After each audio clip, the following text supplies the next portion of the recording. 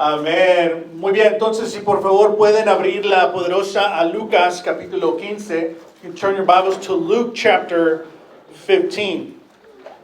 Lucas capítulo 15. Muy bien. Vamos a leer todo este capítulo hoy. We're going to read this whole chapter today. We're going to read it in Spanish, but you can follow along in your English version. Vamos a leer esta versión solamente en español, pero en inglés, el inglés no hoy. Muy bien.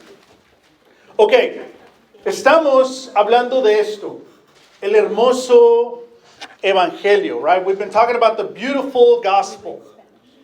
Y hace unas semanas tomamos una foto muy grande y usamos un ejemplo con sillas que nos ayudó a entender un poco más la narrativa bíblica del Dios que nos busca. El Dios que cuando nos damos la vuelta de Dios, Dios está ahí presente. Y ha sido la historia de Dios y su pueblo en todo el Antiguo Testamento, pero también ha sido la historia de Dios y nosotros. Muy bien. Y vimos las diferencias entre cuando hubo una división en el cristianismo, el enfoque que hay de un grupo y el enfoque diferente que hay de otro grupo, y lo exploramos un poco. Después vimos a Marcos capítulo 10. Y hablando de esta teología del rescate y cómo hay una posible malinterpretación del rescate que implica unas imágenes no muy saludables sobre Dios, pero quizás rescatamos esa imagen y vimos que Dios en la cruz destruye el pecado, destruye a Satanás y destruye la muerte. El Dios que nos compra para que seamos de Él. And so last 2 weeks, when we started this sermon series of the beautiful gospel, we took a big picture and we see how all throughout the biblical narratives, God is present and at work, seeking and saving His people. But that's also truth in our lives. And then the week after that, we looked at Mark chapter 10 and we kind of re-examined this ransom theory. And we asked this profound, simple, direct question. Who did Jesus pay the ransom to? And so we analyze, was it God? Was it Satan? Well, that doesn't make sense. But we see how Jesus, God, at the cross, defeats Satan, death, and sin. And so today we look at Luke 15. So here's what I want you to think about. Imagine that you don't know anything about God. Imagine that you really don't know anything about church. You don't know anything about the scriptures. And imagine if this is the first thing you learn about God. Let's say that what we read today is your starting point. How will it shape your faith? Right? How will you respond to this God? And so the reason I want to ask you to imagine that, because perhaps, there's always opportunities for us to re-examine our faith, to make sure that we're seeing God properly and that we're following God faithfully. So just consider that. What if this was the first thing that I would hear and know about God? How would it shape my faith? En Lucas 15, los quiero animar a que nos imaginemos. Y nos imaginemos qué sería si esto fuera lo primero que aprendemos de Dios, este pasaje en Lucas. ¿Cómo formaría nuestra fe? ¿Cómo fortalecería nuestra fe? ¿Cómo sería nuestra fe? So, pónganse en esa postura de imaginarlo. Muy bien. Lucas capítulo 15. I'm going to read it in Spanish only. Lucas capítulo 5, versículo 1. Dice, muchos recaudadores de impuestos y pecadores se acercaban a Jesús para oírlo. De modo que los fariseos y los maestros de la ley se pusieron a murmurar. Este hombre recibe a los pecadores y come con ellos. Versículo 3. Él entonces les contó que esta parábola. ¿Con quién está hablando? Con los expertos de la ley. Y tenemos una imagen, estos son hombres malos. No, estos son hombres que están dedicados a interpretar la ley de Dios. Y para ellos era un raro que Jesús se sentaba a comer con personas que no conocían de Dios. Y no lo podían aceptar. Era difícil. En su entendimiento, en su interpretación, no había espacio para que un fiel judío se siente a comer con recaudadores de impuestos. Estos hombres son traiciones, son traicioneros de la nación. Ellos recaudan impuestos para su propia gente, para enriquecerse y dárselos al imperio de Roma. Entonces no había espacio en la interpretación de los maestros de la ley para que Jesús se siente a comer con ellos. Y comer con alguien en el Evangelio de Lucas es que lo aceptas, que ahora tienes confraternidad y comunidad. Entonces para ellos no había manera de interpretar esto. ¿Y qué hace Jesús? Él les cuenta esta parábola. Usualmente leemos Lucas 15 y leemos como que hay 3 parábolas. Pero Lucas nos dice esta parábola, indicándonos que no son 3 parábolas, pero es una con 3 partes. Y vamos a descubrir cómo estas 3 partes tienen un gran significado y pueden impactar nuestra vida. Te doy un resumen en inglés. You know, it's important for us to note right here what Luke is signaling. He's talking to the teachers of the law and the Pharisees, men that were dedicated to the interpretation of Torah. And for them, it was hard to fathom that how could Jesus be faithful to God and yet sit with other people who are not faithful to God? That makes no sense.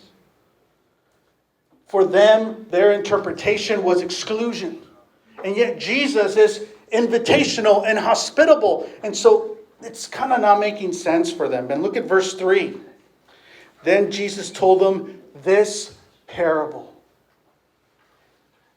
If you've been around, if you read Luke 15, you sometimes read Luke 15 with 3 different parables.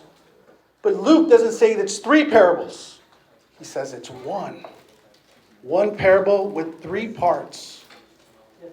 And I think there's something profound there that we're going to discover. ¿Cuál es la primera? La primera parte.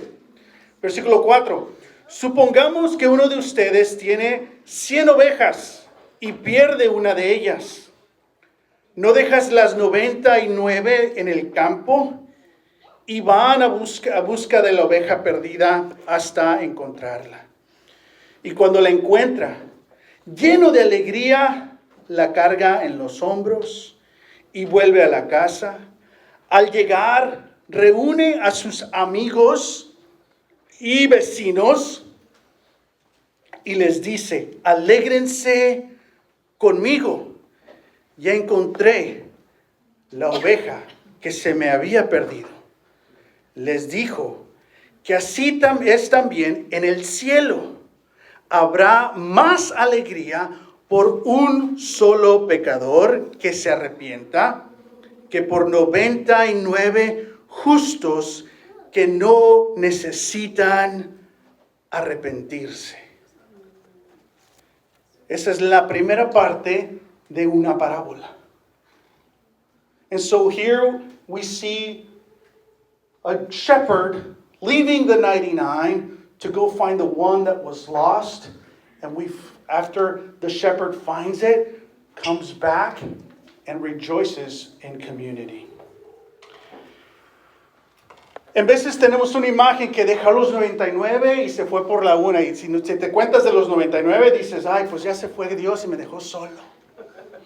Porque lo más importante son los que están perdidos Y yo no. Yo ya tengo todo. Ya Dios no me cuida porque prefiere a los que están perdidos. En veces tenemos ese tipo de imagen. Bueno, es una parábola. Tenemos que tener cuidado cómo la interpretamos. Pero un buen pastor cuenta sus ovejas en la noche. Al meterlas al redil. Y 99 y ¡wow! Faltó una. ¿Y qué hace el buen pastor? Ya están en un redil. Y las deja cuidando, que alguien más las cuide. Y se va a buscar la que se perdió. Entonces, si eres de las 99, no estás solo o sola, pero ya te contaron, estás siendo cuidada, cuidado. Muy bien. Pero vemos esta imagen. ¿Qué está haciendo Jesús? Jesús está revelando quién y cómo es Dios. El pastor se va a buscar a la oveja. No sabemos por qué se fue la oveja. No sabemos en qué condición está la oveja. Ni siquiera sabemos si la oveja quiere regresar o no. Pero vemos el corazón del pastor. Ha perdido algo que le pertenece.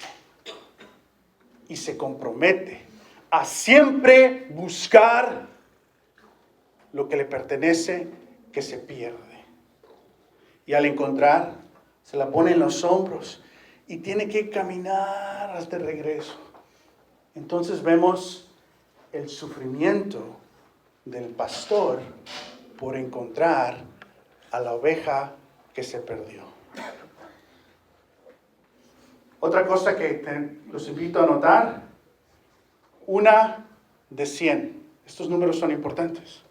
1 de 100. So it's important for you to know the suffering of the shepherd here. To leave and go after the one. And sometimes we have this image, right? Oh, I'm part of the 99, so the only people that are important are those that are lost. Like God's helping those, but now that I was there, but now I'm here, like I'm just, not attended to anymore. I'm just part of the 99. It's all about the next, the youngest. You know what I'm saying?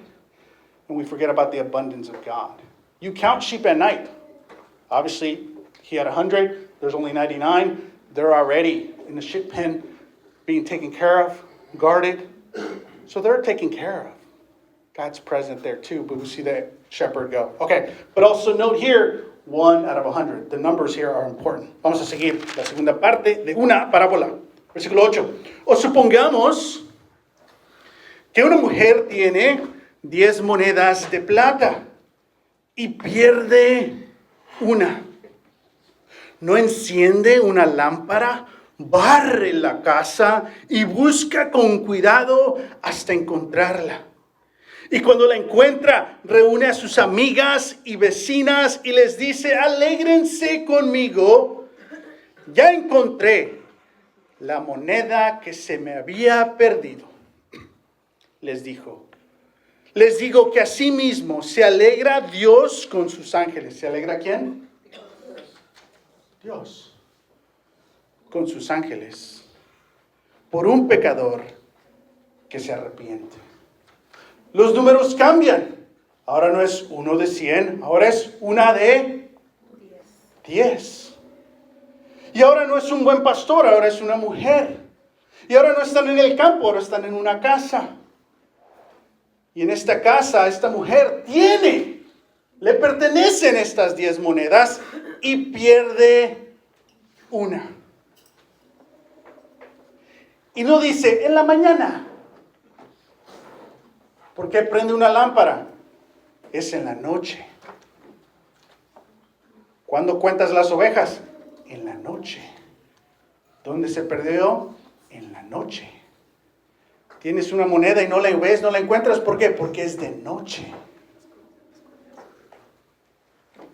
La parábola está describiendo a Dios. Ahora, de nuevo, imagínate si esta es la primero que aprenderías de Dios. Que este sea el punto de inicio de lo que sabes de Dios. Y al final hay una sorpresa, igual que la primera parte. Cuando encuentra la moneda, invita a sus vecinas y a sus amigas y celebran, hay alegría. Y dice, así mismo es Dios, que celebra con sus ángeles. Amigo y vecino, Dios y ángeles, vemos la comunidad. Esa es la segunda parte. So this is the second part of this parable. Again, we're reading it as one. Now it's not 1 out of 100. Now it's 1 out of 10. They're not in the field. They're in the home. And at what point was the sheep lost? At night, because you count sheep at night. When did this woman lose the coin? At night. And does she say, let me just wait till the morning? No, let's light the lamp right now. There's an urgency because something that belongs to me is lost. And lights the lamp and starts sweeping in detail every corner of the house. And when she finds it, once again, we see the themes of community. Friends and neighbors are invited to rejoice. And then surprise, it says, it's just like that, how God rejoices with his angels. Okay, so what's happening here? Again, imagine if this was the main thing, the first starting point of how you viewed God. Let's read the third one. Vamos a leer la tercera parte, perdón. Un hombre tenía 2 hijos. Continuó Jesús. El menor de ellos le dijo a su padre, papá, dame lo que me toca de la herencia. Así que el padre repartió sus bienes entre los 2. Poco después, el hijo menor juntó todo lo que tenía y se fue a un país lejano.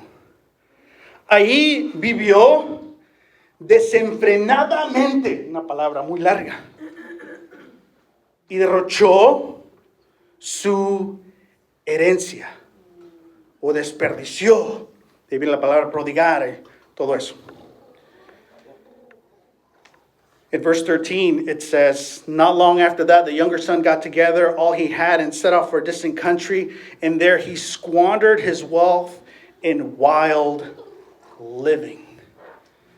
The Spanish translation says, desenfrenadamente. Like frenos is brakes, like without brakes, just wasted everything.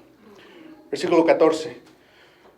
Cuando ya lo había gastado todo, sobrevino una gran escasez en la región y él comenzó a pasar necesidad. Así que fue y consiguió empleo con un ciudadano de aquel país,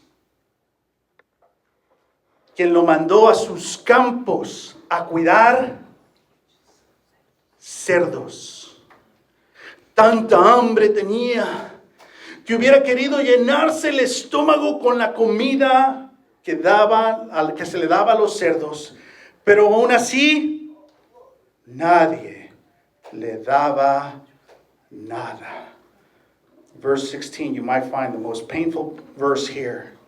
Nobody gave him anything. Relationally broken. Versículo 17. Por fin recapacitó y se dijo, ¿cuántos jornaleros de mi padre tienen comida que sobra? Y yo aquí me muero de hambre. Tengo que volver a mi padre y decirle, papá, he pecado contra el cielo y contra ti. Ya no merezco que se me llame tu hijo. Trátame como si fuera uno de tus jornaleros. Así que emprendió el viaje y se fue a su padre. Todavía estaba lejos cuando su padre lo vio, while he was far off. Y se compadeció de él. Salió corriendo a su encuentro, lo abrazó y lo besó. El joven le dijo: papá, he pecado contra el cielo y contra ti, no me merezco que se me llame tu hijo. Pero el padre ordenó a sus siervos: pronto, traigan la mejor ropa para vestirlo, pónganle también un anillo en el dedo y sandalias en los pies. Traigan el ternero más gordo y mátenlo para celebrar un banquete. Porque este hijo mío estaba muerto, pero ahora ha vuelto a la vida. Se había perdido, pero ya lo hemos encontrado. Así que empezaron a hacer tostarde, que diga fiesta. Mientras tanto, el hijo mayor estaba en el campo.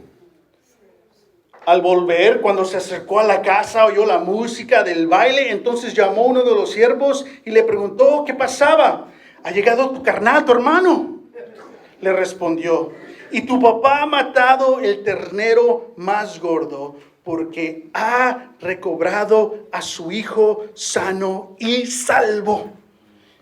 Indignado, el hermano mayor se negó a entrar. Ya me voy. Así que su padre salió a suplicarle que lo hiciera.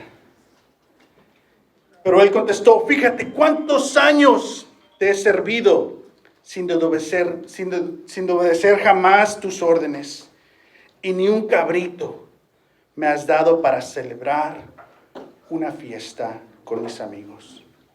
Pero ahora llega ese hijo tuyo que se ha despilfarrado tu fortuna con prostitutas, y tú mandas matar en su honor el ternero más gordo. Hijo mío, le dijo el padre, tú siempre estás conmigo y todo lo que tengo es tuyo. Pero teníamos que hacer fiesta y alegrarnos, porque este hermano tuyo estaba muerto, pero ahora ha vuelto a la vida. Se había perdido, pero ya lo hemos encontrado.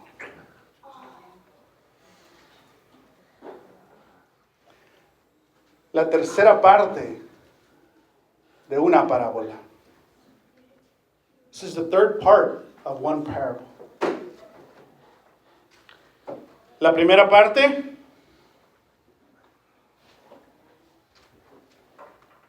¿quién es?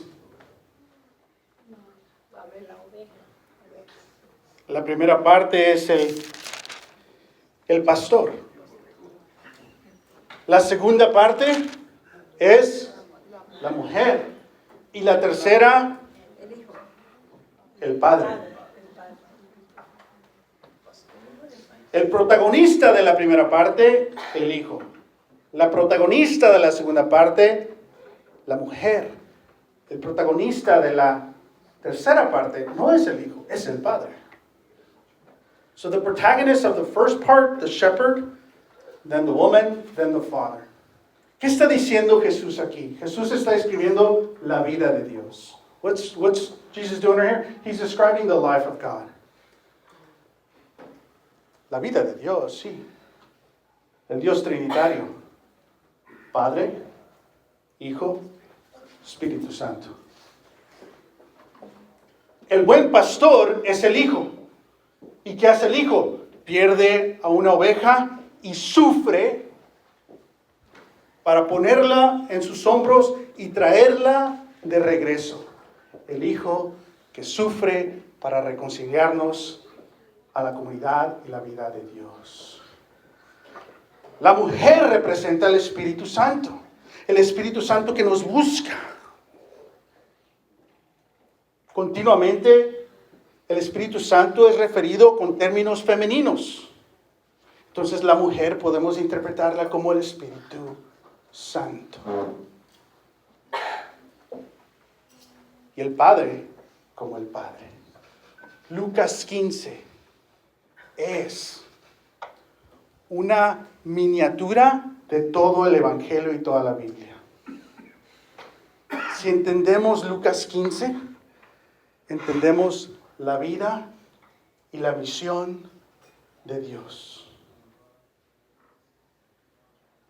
So Luke 15 kind of captures the entire Bible's narrative in a parable. And it's describing the life of God. The shepherd son who suffers to save the lost sheep. Did you get that? The woman represents Holy Spirit who searches and finds us. And the Father represents the Father. The triune God. Father, Son, Holy Spirit. If we understand Luke 15, I think we have an easier time understanding the life of God and the mission of God. And the mission of God is always for God to reconcile, to recover what is His. Describing us as sheep, as coin, and as children who leave Him. Isn't that cool? The life and mission of God captured and described by Jesus at Luke 15. So I asked you earlier, what if this was your starting point of how you got to know God? And you build your faith from here. What does from here mean? You build your faith from who God is and how God is, not from who you are and what you're not. There's a difference. And many of us, we could build our faith based on who we are and what we're not. And we had to add God to it. But rather, shouldn't we learn our faith based on who God is, how God views us, and how we are to respond to God? There's a difference there. All right, I don't know if I'm going to come back to English, but entonces vemos aquí el evangelio en esta parábola, el evangelio completo. En el campo, el mundo. 1 de 100. En la casa, representando la iglesia, el Espíritu Santo, que trabaja con los de la iglesia. 1 y 10. Y el padre y 2 hijos, nuestra vida personal. Entonces el Dios que nos busca en nuestra vida, en nuestro tiempo, en nuestra etapa de vida, pero también en nuestro tiempo en la iglesia, pero también personalmente. Hablando del tiempo de iglesia, 1 de 10. Puedes estar en la iglesia, pero todavía perdido. Duplicidad, rencor, amargura. Puedes estar en el cuarto, puedes tener a Dios, pero perdido dentro del cuarto. Pero ¿qué hace Dios? Prende la luz y te busca. Para que si estás en el cuarto, ¿para qué vas a estar perdido? ¿No? Que estés cerca de Dios. Entonces vemos aquí la vida y misión de Dios. Vamos a enfocarnos en el Padre. Let's focus on the parable of the Father. En la parte número 3 del Padre. ¿Qué nos describe aquí? Los hijos son de quién? Del Padre. Somos creados a la imagen de Dios. Nos está escribiendo la creación. Nos está escribiendo toda la Biblia en esta parábola. Right? The children, they're made in the image of the dad. ¿Y qué hace uno de ellos? Libre albedrío. Elige. Yo no quiero ser parte de tu vida, papá. Dame lo que me ibas a dar y me lo voy a gastar en mi propia vida. ¿Y qué hace el padre? No, no te vayas, ¿cuál? No. ¿Qué hace Dios? Tú eliges qué vida quieres. ¿Quieres vivir para ti mismo? Aquí tienes tu vida. Tú eliges. Y no lo hace pero vas a ver lo que te voy a hacer. No, lo deja ir. El Dios que te respeta y acepta tus decisiones. El otro hijo se queda. Y no vamos a hablar mucho de él, pero vamos a quedarnos aquí solo de decir este punto. Se queda. Y al final se siente como, ¡ay, yo he hecho todo! Los hijos representan como empezó el capítulo. ¿Con quién empezó? Con los maestros y fariseos. ¿Tú crees que ellos andaban pecando? No. Ellos eran de reglas. Pero en sus reglas perdieron la relación. Y Dios, el Padre, sale a rogarle al hijo mayor. Pero mira, tú siempre me has amado. Mete en la casa, no te quedes afuera. Dice, señalándonos que Dios también ama a los maestros de la ley y a los fariseos y les está tratando de ayudar, que Dios no es como ellos. Dios no es como su interpretación de reglas. Dios es un Dios de compasión, de hospitalidad. Es como cuando empiezas a abrir más cosas de la Biblia y empiezas a sentir, ya no retamos el pecado como antes. Ya no decimos eso como antes. No, fíjate, cuando yo estudié, estoy siendo dramático No, yo escribí una carta y que es todo esto. En el momento, ¿qué era? Lo que necesitábamos. Amén. Todo eso, todo es bueno y saludable, es una buena herramienta. Pero los que ya estamos mayorcitos en la fe, tengamos cuidado de no limitar el amor y la compasión a Dios a nuestra experiencia como los maestros de la ley. Por eso te puedes quedar afuera de la iglesia. Ya no es como antes. Y Dios sale, hey, estoy haciendo cosas nuevas. No te quiero excluir a ti. Tú eres mi hijo, tú has sido fiel, tú has sacrificado tanto. ¿No? Los mayores en la fe pueden decir, no, yo todo lo que sacrifico, me he mudado 50 veces. Si cuento todo lo que he ofrendado,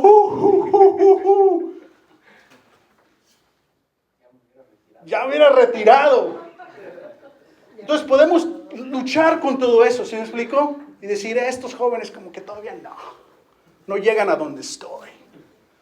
Cuidado. En la casa de Dios hay espacio para todos. El protagonista es Dios, no tu historia, no tu experiencia. La tercera parte de la parábola no es del hijo menor, es del padre. Es el hijo menor que tiene que ser reconciliado al padre. Eso tampoco estamos diciendo solo es amor y ahora no. No, es todo el evangelio. ¿Sí me explico? Muy bien. Ok. Vemos que el hijo elige y Dios lo deja ir. Right? We see free will present here. Pero también vemos que arrepentimiento. Y de eso muchos de ustedes tienen gran experiencia de cómo arrepentir. Cómo tomar responsabilidad. El hijo de repente se encuentra en una situación fuera de su control. En esta parábola y en el mundo de esta parábola hay una escasez.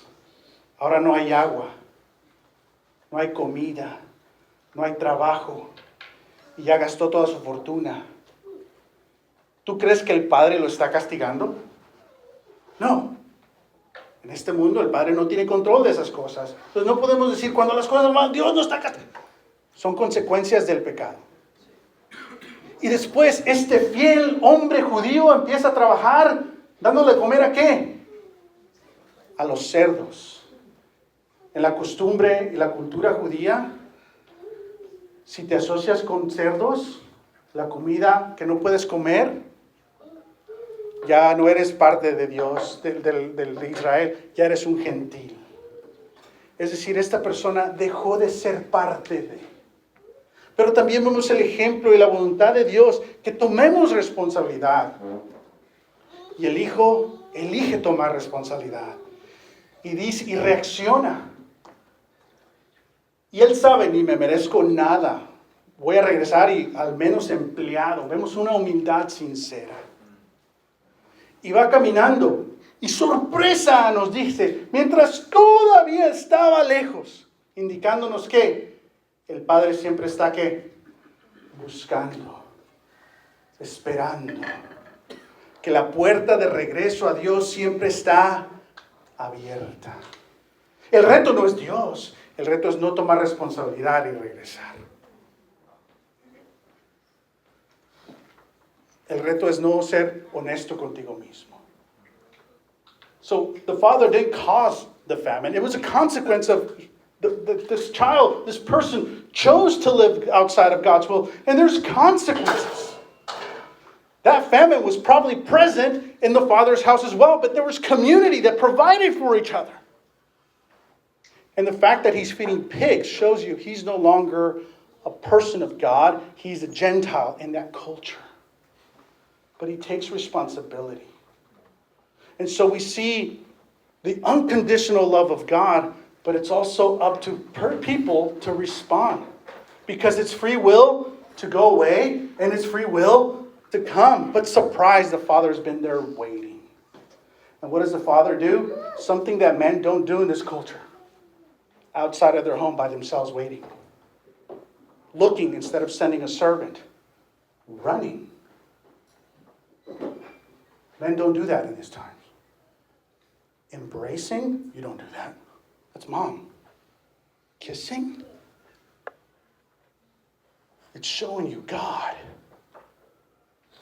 So when we choose to return, the door's already open. God's there waiting.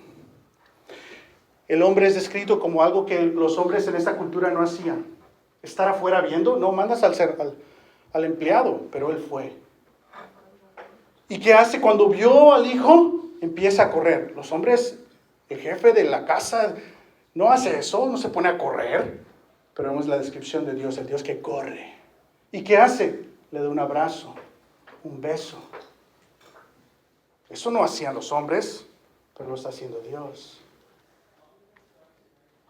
Y después dice, traigan el anillo, ropa, sandalias, hay que celebrar. Y vemos la realidad. Este hijo estaba muerto, dejó de ser su hijo. Estaba perdido. No es lenguaje simbólico, estaba en la oscuridad.